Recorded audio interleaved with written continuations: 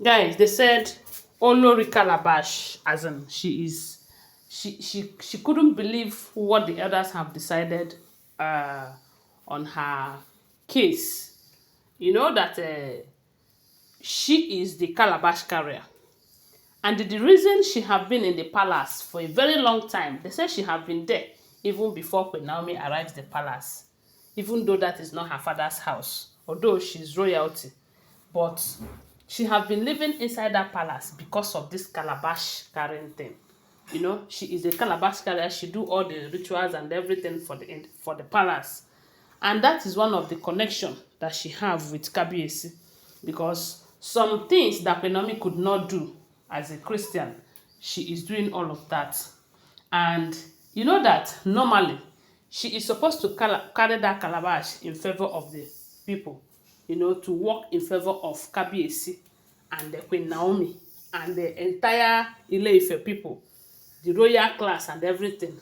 But this time they said she have started, as in not even this time, it is when they notice she is carrying it in favor of herself for her own selfish interest, and at the same time using it against the people that she is to carry that calabash in favor of.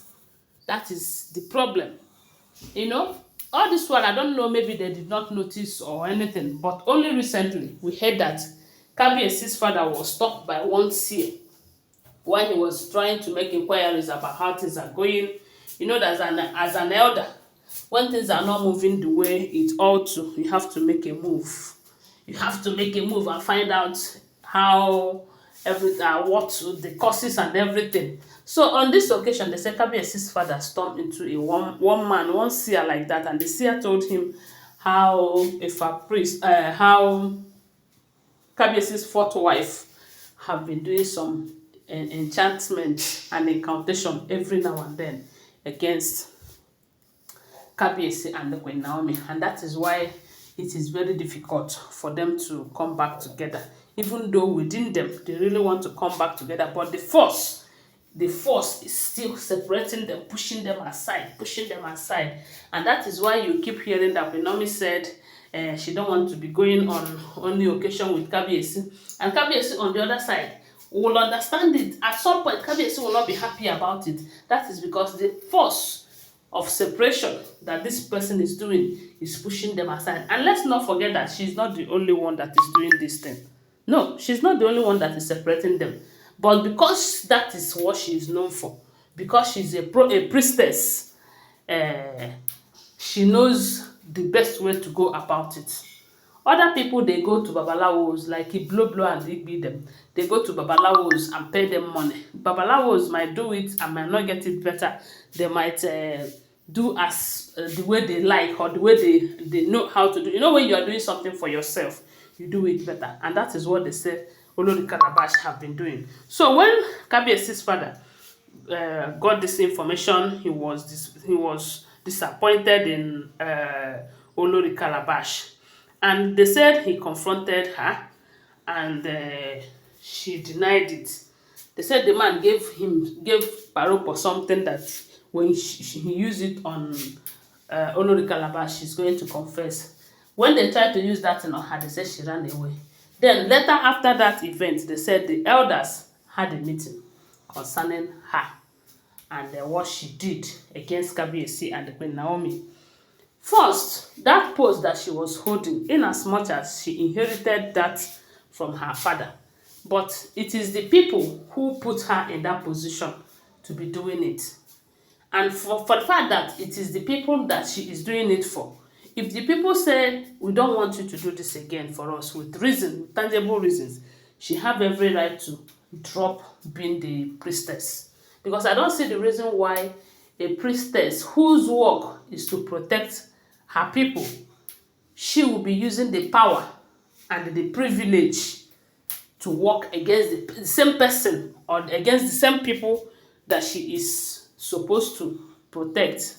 The other day, there was a time we heard that she was having issues with, is it, I don't know, with Temitope. They said she was having issue with Temitope in the palace, and they said Temitope broke a pot she kept, and bees and some other evil things started coming out of that. But I don't know how true that story is, whether it is true or not. But if it is true, it simply means that the part where she is doing evil is greater than the good one, you know, because only recently we also heard that the gods rejected her sacrifices.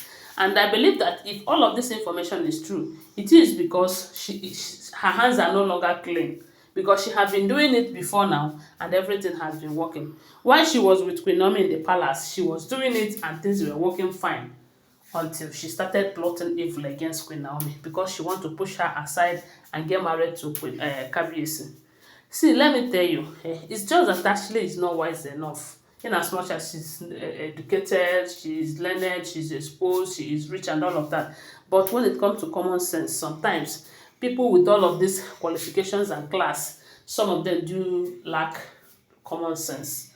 I believe that if she had been in that situation with Kabiyesi, maybe doing what she was doing, maybe knocking Kabiyesi behind Queen Naomi's back, you know, protecting Kabiyesi's marriage with Queen Naomi and all of that, a time will come when maybe the gods might decide to bless her with a pregnancy. And assuming she got pregnant, Kabiyesi will be forced to marry her, you know, and all of that. Because she was knocking Kabiyesi now. While she was busy putting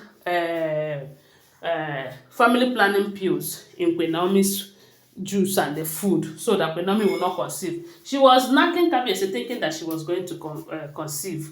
But the gods are wise. Yes, they know that there is no how they are going to allow her conceive. And with all of that, she did not conceive. Then she wanted to push Queen Naomi out. But she is that stupid, like I said. If you want to push a woman who already have a son for the king, forgetting that no matter what, that son remains the first child of the king. And no sensible king will want his first son out there, or will never want to reconcile with the mother because of the first son. I don't know if you guys are making, if I'm making sense at all.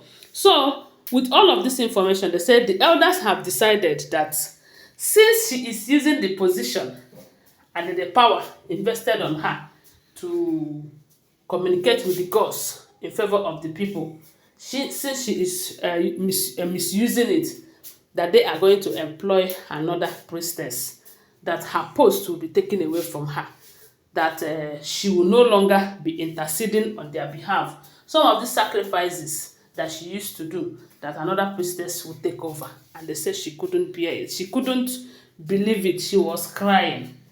And I said that why won't they take it away from her? Since she thinks it's a privilege, or is an honor, I don't know. It is her right. Since she thinks it is her right to be using it and be doing all of that, that is how they said they have decided that they are going to replace her with another priestess. My people, oh, don't forget that these are all alleged information, okay? Thanks for watching. Please give this video a thumbs up, subscribe to my channel, and share my video. Bye. I love you guys.